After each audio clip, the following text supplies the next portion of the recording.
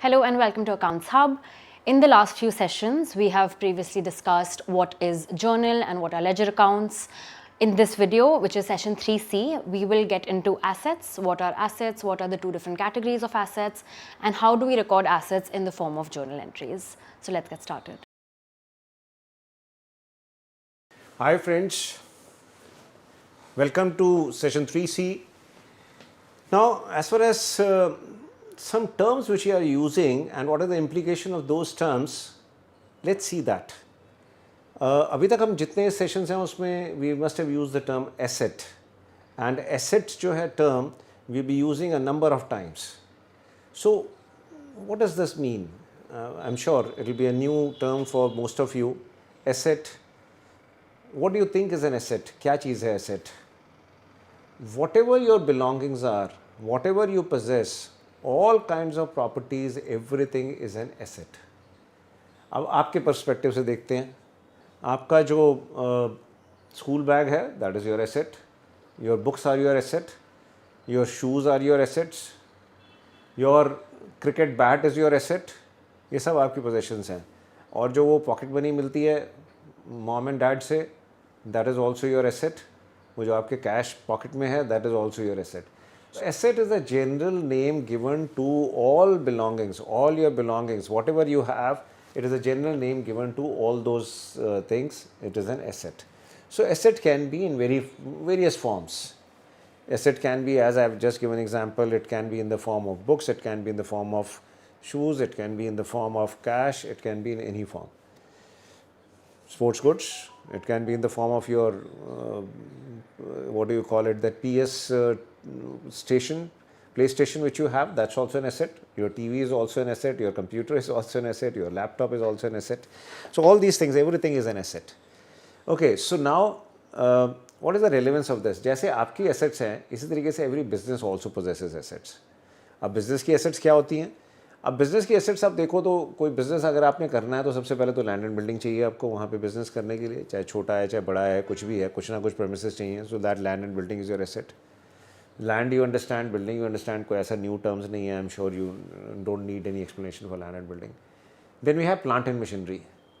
अब अगर आपकी कोई मैन्युफैक्चरिंग कंसर्न है, then you need machinery to manufacture those. तो there is a word plant, and plant and machinery is the term which is use for all the equipments which you possess. And small से लेके बड़े तक जितने बड़े बड़े machineries हैं, huge size machines. So all those plant and machineries use term use for all that equipment which is use for manufacturing of any article और thing which you possess for carrying out any production. इसके अलावा similarly you have furniture, you have computers, you have cash, you have all these assets are there in the case of business also. Some example this is there. अब इसका objective क्या, हम क्यों discuss कर रहे हैं इसको? एक तो first of all we'll be using all these terms. ये टर्म्स हम जब यूज़ करेंगे तो यू शुड बी फेमिलियर कि ये टर्म्स का मतलब क्या है. What do we mean when we say all these terms. Second thing is the important thing which I want to cover from perspective of accounting is that these assets can be classified into two categories from the perspective of business. What do we mean when we say that this can be classified into two categories? Business के अंदर we have capital assets. That means जो assets business purchase करता है for being used for doing the business are termed as capital assets or fixed assets. समझ में नहीं आया क्या मतलब हुआ इसका? ओके भाई, अगर आपने बिज़नेस करना है तो आपको लैंड एंड बिल्डिंग चाहिए. आपका बिज़नेस क्या है? लेट्स सपोज आप बिज़नेस कर रहे हो मैन्युफैक्चरिंग ऑफ स्मार्टफोन्स. अब आपने स्मार्टफोन मैन्युफैक्चर करने हैं तो आपको लैंड एंड बिल्डिंग चाहिए, प्लांट एंड मशीनरी चाहिए, कुछ फर्नीचर चाहिए जहाँ बैठ के ये सारी असेंबली होगी एंड वो सब होगा, कंप्यूटर्स चाहिए. अब ये सारी चीज़ें आपकी एसेट्स हैं, but these are all termed as capital goods और फिक्स एसेट्स. अब हम क्यों डिस्टिंग्विश कर रहे हैं, will come to that, but then you must understand the concept. चलिए, सो ये सारे फिक्स एसेट्स हो गए और कैपिटल एसेट्स हो गए, जिन एसेट्स को हम यूज़ करने के लिए परचेज कर रहे हैं अपने बिजनेस में. अब एक सेकेंड काइंड ऑफ एसेट्स और भी होंगे. वो क्या एसेट्स हैं? अगर मुझे स्मार्टफोन परचेज करना है, मैन्युफैक्चर करना है, तो मेरे को उसकी स्मार्टफोन का कवर ख़रीदना पड़ेगा, उसकी केसिंग ख़रीदनी पड़ेगी, उसके अंदर मदरबोर्ड ख़रीदना पड़ेगा, उसकी डिस्प्ले ख़रीदना पड़ेगा, उसकी बैटरी ख़रीदनी पड़ेगी. So I purchase all these things. अब मेरी एसेट की डेफिनेशन तो बहुत वास्ट थी। सो वो जो एसेट था उसके अंदर ये सारी चीज़ें भी आ गई। अगर मैंने 100 बैटरी खरीद ली तो 100 बैटरी भी मेरी एसेट है ना, किसी और की एसेट थोड़ी है। So these 100 batteries which I purchase are also my asset, but they are not my capital assets और फिक्स एसेट्स। उन एसेट्स के बैटरी को मैं यूज़ करने के लिए नहीं ले रहा हूँ, बैटरी को मैं असेंबल करके फ़ोन बना के बेचने के लिए ले रहा हूँ। उस टाइप की एसेट्स जो बिजनेस के अंदर which are meant for resale, उसको हम कहते हैं स्टॉक इन ट्रेड या गुड्स कहते हैं उनको हम। So assets can be two types, one is capital assets और फिक्स एसेट्स, जो एसेट मैं यूज़ करने के लिए ले रहा हूँ, और कुछ जो बाकी एसेट्स हैं वो ये हैं कि जो मैं उनको रीसेल करने के लिए ले रहा हूँ वो भी मेरी एसेट्स हैं, बट उनको हम स्टॉक इन ट्रेड या गुड्स कहते हैं। तो these are the two types of asset. वैसे तो एसेट्स की क्लासिफिकेशन और भी बड़े तरीके से होगी, मूवेबल, इमूवेबल, टैंजिबल, इनटैंजिबल, वो सब विल सी लेटर ऑन। अभी अकाउंटिंग पर्पज़ के लिए मेरे को यही चाहिए कि मुझे कैपिटल एसेट और फिक्स एसेट चाहिए, और मुझे स्टॉक इन ट्रेड पता होना चाहिए कि मेरा स्टॉक इन ट्रेड क्या है। अब एक let's suppose BMW car manufacturer है या कार डीलर है। अब BMW कार जो एक डीलर है, उस डीलर के पास शोरूम भी होगा अपना, उसके पास अपने कंप्यूटर्स भी होंगे, उसने अपने एम्प्लॉयज़ को फ़ोन्स भी दिए हुए हैं, स्मार्टफोन्स, सपोज करो सबको आईफोन दे रखा है उसने। सो अब उसके केस में आईफोन, फर्नीचर, कंप्यूटर्स, ये सब जो हैं ये क्या होंगे उसके फिक्स एसेट्स। और BMW जो मोटर कार है वो क्या होगी उसके लिए, that will be a stock in trade, because उसने तो BMW यूज़ करने के लिए नहीं ले रहा है बिजनेस के लिए, BMW में तो वो बिजनेस कर रहा है। सो उसके लिए BMW कार जो है वो स्टॉक इन ट्रेड है, वेयर एज आईफोन, कंप्यूटर्स, ये सब उसके जो हैं फिक्स एसेट्स हैं, कैपिटल एसेट्स हैं। अब इसी का एक दूसरा एग्जाम्पल देखते हैं। मतलब I mean the point is that capital assets and fix जो ये स्टॉक इन ट्रेड है, दिस कैन वेरिएट। अब आ जाते हैं हम लेट्स सपोज एप्पल कंपनी को देखते हैं। अगर हम अब एप्पल कंपनी ने, वो तो आईफोन बनाती है, सो आईफोन तो उसके लिए स्टॉक इन ट्रेड हो गया, वो रॉ मटेरियल लेती है, आईफोन बना के उसको सेल करती है, सो आईफोन तो उसका स्टॉक इन ट्रेड है। Let's suppose they have purchased a BMW car for their manager के लिए, उन्होंने BMW कार उसको दी हुई है ऑपरेट करने के लिए, मतलब उसको यूज़ करने के लिए for the purpose of his employment या for the purpose of business of the company. अब BMW जो है वहाँ पर कैपिटल एसेट हो गया। That means what I am trying to say is that same asset can be stock in trade for some, it can be fix asset for others, and there are, ऐसा कोई रूल नहीं है कि कौन सी है, but then the purpose is. अब ऑन द अदर हैंड अगर और आगे चलते हैं कि let's suppose there is some furniture manufacturer, उसके पास BMW भी उसने यूज़ करने के लिए ली हुई है और आईफोन भी यूज़ करने के लिए लिया हुआ है, उसके लिए दोनों आइटम्स जो हैं क्या हो गई, कैपिटल एसेट्स हो गई या फिक्स एसेट्स हो गई। So for him both the assets are capital assets और fix assets, right. So the asset, we have seen asset का concept and stock in trade, that means goods in which I am dealing, वो हो गया। Asset सभी कुछ है। अब इसमें क्या फ़र्क है कि जो फिक्स एसेट्स मैं परचेज करता हूँ, चाहे वो land, furniture, computers, building, plant and machinery, whatever, उनको जब मैं रिकॉर्ड करता हूँ तो उनको मैं इंडिविजुअल एसेट रिकॉर्ड करता हूँ। दैट मीन्स मैं I will be recording them as with their specific names. On the other hand अगर मैं कोई स्टॉक इन ट्रेड परचेज कर रहा हूँ जिसको मुझे सेल करना है, जो ट्रेडिंग कमोडिटी है मेरी या जो मेरी गुड्स हैं, अगर मैं वो आइटम परचेज करता हूँ तो उसको मैं स्पेसिफिक आइटम नहीं खोलता उसके लिए, उसको मैं गुड्स अकाउंट में डाल देता हूँ, because I term them as goods instead of terming. So let us see an example, then this concept will become clear. वही इलस्ट्रेशन हम लेते हैं। So this is the illustration which is there. अब now I am carrying on the business. वैसे business why should I carry on, you should carry on the business. आपको पहले सेशन में ही मैंने बताया था कि you are all businessman. Accounts आपको तब समझ में आएगा if you look at it from the perspective of businessman. So you are doing the business, you are the businessman, you purchase 100 mobile phones at the rate of rupees 6,000 each from Peach and Company. अब इस case में हम क्या करेंगे, अब मैंने जो mobile phone लिए हैं ये कैपिटल गुड्स नहीं है, मेरा फिक्स एसेट्स नहीं है। So I will be terming this as goods because ये सब रीसेल के लिए हैं। So I will be passing the entry goods account debited rupees 6 lakh, debit rupees 6 lakh journal entry के अंदर, to Peach and company rupees 6 lakhs. So this will be my journal entry. Narration में मैं लिखूंगा purchase 100 mobiles at the rate of rupees 6,000 each from peach and company, right. इसका एक normally indication होता है जब अगर कैश या चेक स्पेसिफाइड नहीं है और फर्म का नेम दिया हुआ है तो प्रिजम्पशन होता है कि मैंने क्रेडिट पे लिया है। अच्छा, ये एंट्री बनी कैसे? ये एंट्री कैसे बनी? इसके लिए you will have to go back and see the concept of debit and credit, and then you need to see 3A also कि ये डेबिट क्रेडिट का कॉन्सेप्ट जो हमारे को अप्लाई करने के लिए। Once I am purchasing 100 mobiles at ₹6,000 each from पीचन company, so एक तो पहले मुझे इसका एनालिसिस करना पड़ेगा कौन से दो अकाउंट्स अफेक्टेड हैं। एक तो गुड्स अकाउंट, बिकॉज ये मेरे गुड्स हैं, so goods account is one. Second is Peach and company. अब ये गुड्स अकाउंट है क्या? Is it a personal account, real account और अ नॉमिनल अकाउंट? एसेट जितने हैं they are all real accounts. So goods भी मेरा एक रियल अकाउंट है। So what is happening here is, real account का रूल क्या था? Debit what comes in, credit what goes out. So in this case what is happening, goods are coming in to the business, so goods account को मैं debit करूंगा। So journal entry would be goods account debited ₹6 lakh. Now Peach account दूसरा account affect हो रहा है double entry system में। So Peach account, पीचन company का जो अकाउंट है, ये कौन सा अकाउंट है? This is a personal account. So debit what comes in, sorry, for personal account the rule is debit the receiver, credit the giver. So in this particular case, Peachan company is a giver, so Peachan company would be credited.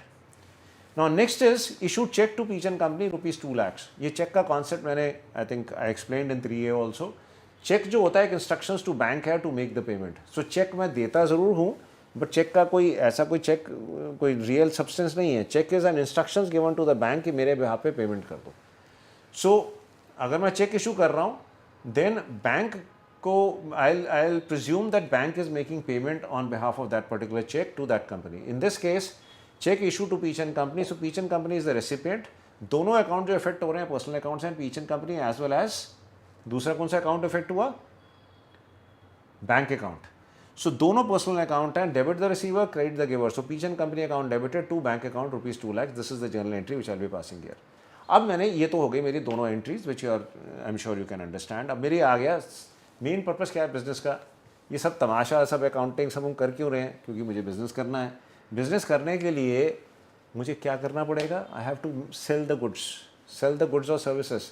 अगर मैं सब काम कर लूँ, building बना लूँ, plant and machinery बना लूँ, फ़ोन्स परचेज भी कर लिया, रॉ मटेरियल परचेज कर लिया, unless and until I sell the things, तब तक तो कुछ होने वाला नहीं है। सो बिजनेस में first thing which I need to do is cell.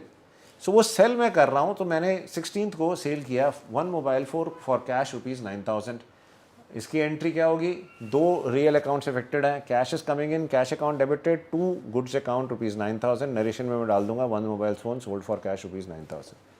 16 April को ही 2 मोबाइल फ़ोन सेल किए मैंने पीटर को फॉर ₹8,000 ईच। अब इस ट्रांजेक्शन में नोट करिए, it is not specified that it is for cash.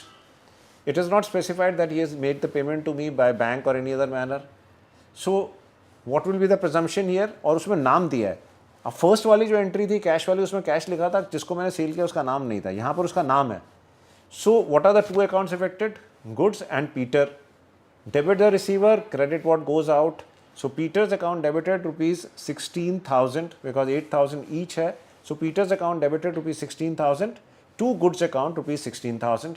Similarly next entry में मैंने 5 मोबाइल सेल किए 7,000 ईच के जॉर्ज को। So George account debited to goods account ₹35,000। So this is the entry which I will be passing. So what is happening is debit the receiver, credit what goes out, goods are going out, so goods account are credited. 17th of January को I sell 2 more mobiles for cash at the rate of ₹10,000 each. So अब ये cash में बेचे हैं मैंने. सो कौन से दो अकाउंट्स इफेक्ट हो रहे हैं? Both real accounts, cash account and goods account. Debit what comes in, credit was go out, cash is coming in, cash account debited ₹20,000 to goods account, goods are going out, so to goods account ₹20,000. So this will be the journal entry here. Next we have is purchase computer table for cash ₹8,000. अब computer table यहाँ पे specified नहीं है कि मेरे cell करने के लिए है कि मैं सेल्फ यूज़ के लिए.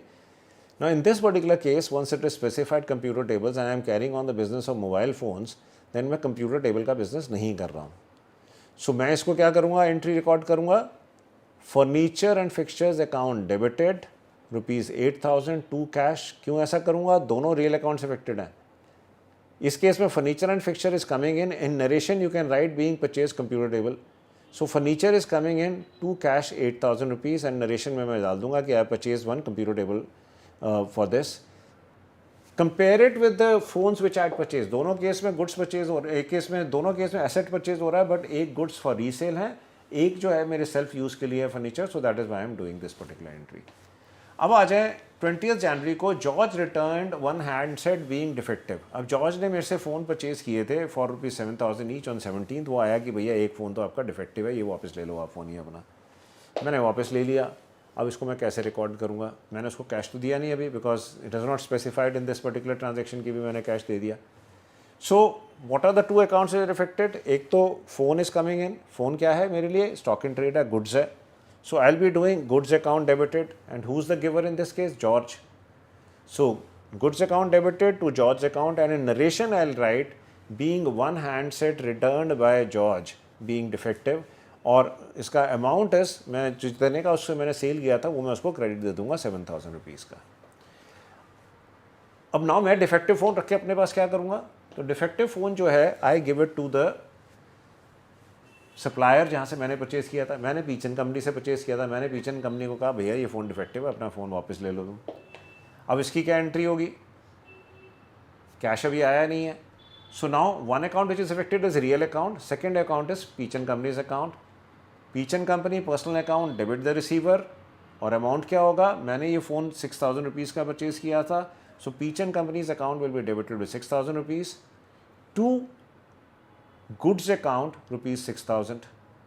सो ये because what is going out is mobile phone, जिसको मैं गुड्स कैटेगराइज करता हूँ, वो मेरी टर्मिनोलॉजी के अंदर उसको गुड्स कहा जाता है. Last entry is I purchase another 8 smartphones of ₹25,000 each from पीचन company and issued them a cheque for the bill amount. अब ये नरेशन पूरा कंप्लीट लिखा हुआ है कि मैंने उनको चेक दे दिया. अब इसको क्या है, इसको इस एंट्री को, इस ट्रांजेक्शन को हम दो पार्ट्स में स्प्लिट कर सकते हैं. एक तो मैंने गुड्स परचेज किए 8 smartphones for ₹25,000 each Peachan company से, and then I issued them cheque for the bill amount. So इसको अगर हम दो एंट्रीज में स्प्लिट करते हैं, दो ट्रांजेक्शन इनको अगर हम काउंट करते हैं, so goods are coming in, 8 smartphone आए, goods are coming in, giver is Peachan company. So goods account debited ₹2 lakhs to Peachan company ₹2 lakh. In narration I can write being 8 smartphone purchase at the rate of ₹25,000 each. ये तो हो गई मेरी purchase transaction. Second transaction इस case में क्या हो रहा है कि मैं उसको चेक इशू कर रहा हूँ. अब चेक के इशू करने का मतलब क्या होता है कि मैं बैंक को इंस्ट्रक्शंस दे रहा हूँ कि उसको 2 लाख रुपए दे दो पीचन कंपनी को. सो इन दिस केस दोनों पर्सनल अकाउंट्स अफेक्टेड हैं. Debit the receiver, credit the giver. Receiver कौन है? Peachan company. So पीचन company account debited ₹2 lakhs and giver is bank to bank account ₹2 lakhs. Narration में डाल दूंगा being cheque issued against bill number so and so to Peachan company. So this completes my journal entries for all these transactions. अब इस journal entries को हम एक काम करते हैं, हम ledger posting कर देते हैं इनकी. अब ledger posting अगर हम करते हैं तो इसमें major my concern or the purpose of discussing is the goods account. बाकी सारे accounts तो ledger posting you have already seen in 3B. Understanding of the ledger accounts आप एक बार जो बनाकर आप you must try and understand. But the main objective where what I want to show you is the goods account. अब goods account में क्या position है? अगर हम गुड्स अकाउंट देखें, सो गुड्स अकाउंट के अंदर बहुत सारी ट्रांजैक्शंस आ गई हैं गुड्स अकाउंट के अंदर. अब इस गुड्स अकाउंट के अंदर जो ट्रांजैक्शंस हैं, if you look at it on the debit side we have 3 transactions, Peachan company, George, and then we have another transaction of ₹2 lakhs. So 3 transaction है गुड्स अकाउंट में on the debit side, and on the credit side we have 1 2 3 4 5 transactions on the credit side. अब ये क्या problem हो गई? ये हमारा basic accounting ठीक है, इसमें कोई प्रॉब्लम नहीं, मतलब कोई गलती कुछ नहीं है, बट इसको हम थोड़ा सा इम्प्रूव करना चाहते हैं. क्या इम्प्रूव करना चाहते हैं? हमारे अकाउंटिंग प्रिंसिपल के हिसाब से तो ये ट्रांजैक्शन बिल्कुल ठीक से रिकॉर्ड हुई है. Goods are coming in, goods are going out, real accounts हैं, हमने उसको सबको प्रॉपर्ली अकाउंट फॉर कर लिया. बट इसमें हमारा एक इशू आ रहा है कि अब ये गुड्स अकाउंट क्या रिफ्लेक्ट कर रहा है, जो इस गुड्स अकाउंट के अंदर जो बैलेंस बचेगा वो क्या है. अब ये थोड़ा सा मिसमैच है. मिसमैच क्या है? मैंने जब पीचन कंपनी से जो फ़ोन खरीदे 100 eight the rate of ₹6,000 each, उसके बाद जब मैंने सेल किए तो मैं कुछ फ़ोन 9,000 में बेच रहा हूँ, कुछ 8,000 में बेच रहा हूँ, कुछ 7,000 में बेच रहा हूँ, कुछ 10,000 में बेच रहा हूँ. सो अलग अलग प्राइस पे सेल कर रहा हूँ. सो इस गुड्स अकाउंट के अंदर मेरी परचेज भी आ गई, मेरी सेल्स भी आ गई, मेरी सेल कुछ रिटर्न हुई वो भी आ गई, और मैंने कुछ परचेज जो किया था वो रिटर्न किया तो वो भी आ गया। सो ये गुड्स अकाउंट थोड़ा हॉच पॉच हो गया, मतलब इसमें बहुत ज़्यादा ट्रांजेक्शन्स हो गई। और अभी तो we have seen only how much, we have seen only 8 transactions. अगर यही ट्रांजेक्शन्स 800 हों या 8000 हों या 8 लाख ट्रांजेक्शन्स हों या इवन मोर देन दैट, तो ये थोड़ा सा गुड्स अकाउंट कॉम्प्लिकेटेड हो जाएगा, तो उसमें से एनालिसिस करना थोड़ा मुश्किल हो जाएगा कि भाई ये क्या है। सो इसको हम एक काम करते हैं, इसको हम इम्प्रूव करते हैं थोड़ा सा। हम गुड्स अकाउंट को 4 सेपरेट अकाउंट्स में स्प्लिट कर देते हैं। And which are those account? Purchase, sales, purchase return, sales return. So सब गुड्स अकाउंट है, purchase, sale, purchase return, sales return, all 4 of them are goods account, but instead of terming them as goods account, we will be using the term purchase account, sales account, purchase return account and sales return account. अब यहाँ पर जहाँ जहाँ हमने goods use किया था word, हम उसको रिप्लेस कर देते हैं इन 4 टर्म से। जहाँ पर वो परचेज है वहाँ परचेज लिख देते हैं, जहाँ पे वो सेल है तो गुड्स की जगह हम बाय सेल्स कर देते हैं उसको, जहाँ पर वो सेल्स रिटर्न आ रही है मेरे को, जब जॉर्ज ने एक डिफेक्टिव फ़ोन मुझे वापस किया तो instead of debiting goods I will debit sales return, और जब मैं वापस कर रहा हूँ तो instead of crediting goods account I will credit purchase return. So अब दैट मीन्स जिस कमोडिटी में मैं डील कर रहा हूँ वो कमोडिटी जो है, जो मैं परचेज करूँगा तो मैं परचेज अकाउंट को डेबिट करूँगा, but the nature of this would still remain a real account. So purchase account is a real account. And real account किस चीज़ का है? जो स्टॉक इन ट्रेड, जो मेरी आइटम, जो इन्वेंट्री है, जो मैंने गुड्स परचेज किए जिसमें मैं डील कर रहा हूँ। जब मैं सेल करूँगा तो इंस्टेड ऑफ सेल में गुड्स बाहर जाएंगे, तो instead of creating goods account I will be creating sales account. Sales account क्या है? रियल अकाउंट है, and it will be created when the goods are going out. अब सेल्स में से कुछ अगर रिटर्न मेरे पास आएगी because of any reason, defective, whatever, कोई सी भी रीज़न से अगर मेरे पास सेल्स वापस आती है, so then that sales return will also be goods account, that means real account, लेकिन वो वापस आएगी, गुड्स मेरे पास वापस आएंगे सेल से, so I'll be debiting sales return account instead of debiting goods account. And similarly जब मैं परचेज वापस करूँगा, so परचेज रिटर्न अकाउंट को मैं क्रेडिट करूँगा। Goods are going out, credit करना है मुझे, बट सिर्फ terminology, the nomenclature has been change, सिर्फ उसका नाम बदल दिया मैंने उसका। अब क्या होगा कि गुड्स अकाउंट मेरे पास एक अकाउंट नहीं होगा। अब if you split this particular transaction तो मेरे पास अलग अलग 4 अकाउंट्स आ जाएंगे। अब वो 4 अकाउंट बड़े मीनिंगफुल हो जाते हैं। परचेज़ में मेरी खाली परचेज़ है, उसका टोटल हमेशा डेबिट बैलेंस होगा, वो मेरी परचेज़ होगी।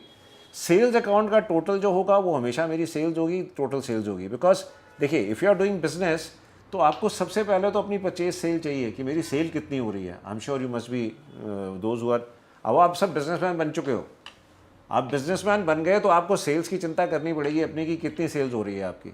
सो आपकी सेल्स जो हो रही हैं वो सेल्स फिगर अगर हम गुड्स अकाउंट में सब कुछ मर्ज रहने देते हॉच पॉच में तो वो नहीं पता चलता। सो हमने उसको स्प्लिट करके सेल्स अकाउंट अलग कर दिया। इसी तरीके से परचेज रिटर्न, सेल्स रिटर्न हमने अलग अलग कर दिए। परचेज़ का हमेशा डेबिट बैलेंस होगा, that means goods have come in, this ना परचेज, हमने इतने मटीरियल हमने परचेज़ किया है फॉर रीसेल। सेल का हमेशा क्रेडिट बैलेंस होगा because this is the goods which have gone out, which have sold. जो टोटल वुड रिफ्लेक्ट कि मेरी टोटल सेल्स कितनी है, टोटल मैंने कितने में सेल किया। अब वो मुझे परचेज़ और सेल को मैं इसलिए अलग अलग कर रहा हूँ बिकॉज मेरा प्राइस डिफरेंस होता है। आइटम सेम सेल हो रही है, मैंने 100 परचेज़ करी, 100 ही सेल करूँगा या उसमें से कुछ बच जाएंगी, but in any case there is a price difference between purchase and sales. इसीलिए तो मैं धंधा कर रहा हूँ और बिजनेस कर किस ले रहा हूँ, ये सब अकाउंटिंग क्यों कर रहा हूँ, इसीलिए कर रहा हूँ। सो ये सब keeping all these thing in mind, my purchase and sales have become more meaningful now. Similarly purchase return and sales return also would जो है they give more meaningful this accounting information, so इसलिए मैं इसको split कर दूंगा। So in this particular session basically we have the process of accounting same जो कर रहे थे वही कर रहे हैं, कोई change नहीं किया हमने। So process तो हम already ख़त्म कर चुके हैं, हमारा accounting ख़त्म हो गया। accounting में क्या था, journal entry और उसकी ledger posting same काम कर रहे हैं। सिर्फ हमने इसमें ये देखा कि हम जो assets परचेज करते हैं वो कैपिटल गुड्स या फिक्स एसेट्स उनको कैसे ट्रीट करते हैं अकाउंट्स के अंदर, और अगर हम स्टॉक इन ट्रेड परचेज करते हैं उसको कैसे ट्रीट करते हैं, right. We will be using this particular thing quite a lot in future. Thank you, thanks a lot, bye. Thank you for watching session 3C of Accounts Hub. In this video, you would have learned what are assets, the two different categories of assets, and the recording of assets in journal entries. Hope you enjoyed, and we'll see you in the next one.